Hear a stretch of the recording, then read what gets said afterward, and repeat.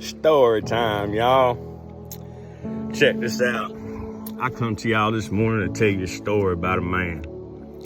It's amazing. This is not pertaining to me or anybody else that is in this physical realm anymore. So let me tell you about this man, y'all. This man spent 30 years of his life wandering around, checking out the world. Came along and a man baptized him. And let me tell y'all, it's an amazing story. They baptized this man. He come out that water and the heavens opened down upon him. It's amazing. Now, he spent the next 3 years of his life traveling around spreading the gospel, healing people. He went around healing people. He went around spreading the gospel pretty much at that time the way his father asked him to do it. It's amazing. And at that time, there was places and people that let their egos and their pride in what they believe stand against this man.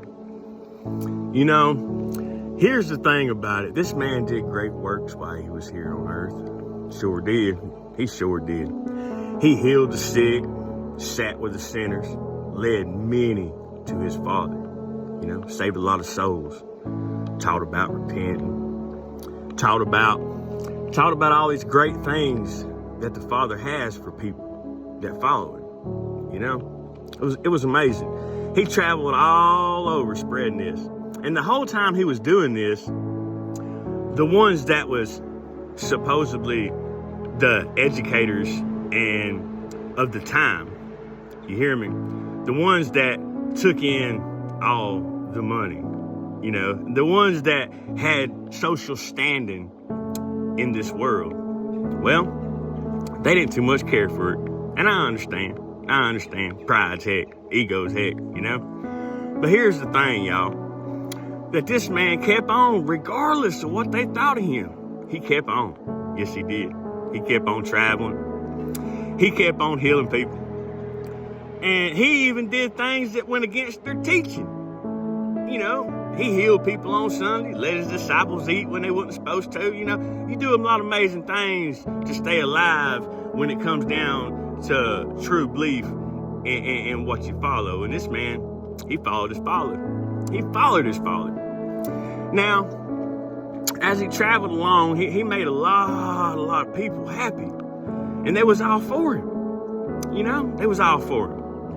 And as long as he was healing people and spreading love and peace and joy, that, hey, all the people loved him. But there again, the people that was in social standing couldn't stand this man. This man had nobody, but he had everybody following him, wanting to learn from his teachings.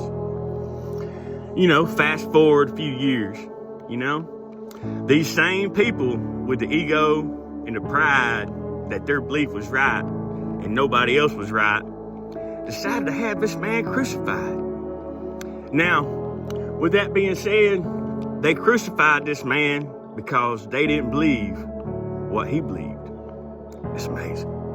They crucified this man because they was prideful and egotistical to the facts of what this man was teaching, and just maybe that the old ways were gone and it was ushering in a new way for the Father.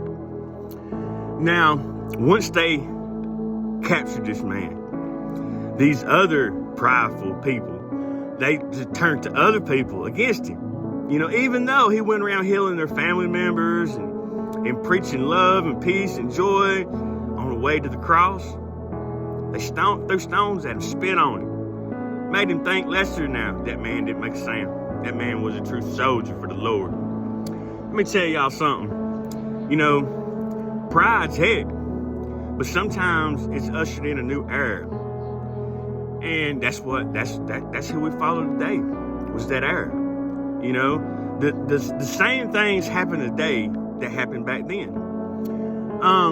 So this man this wonderful man, he got put on the cross and was crucified for teaching what he taught.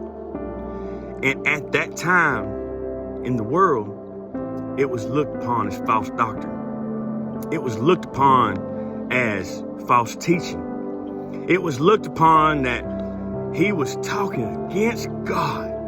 So far from the case, y'all. Couldn't find out. If y'all ain't figured it out, this man's name was Jesus.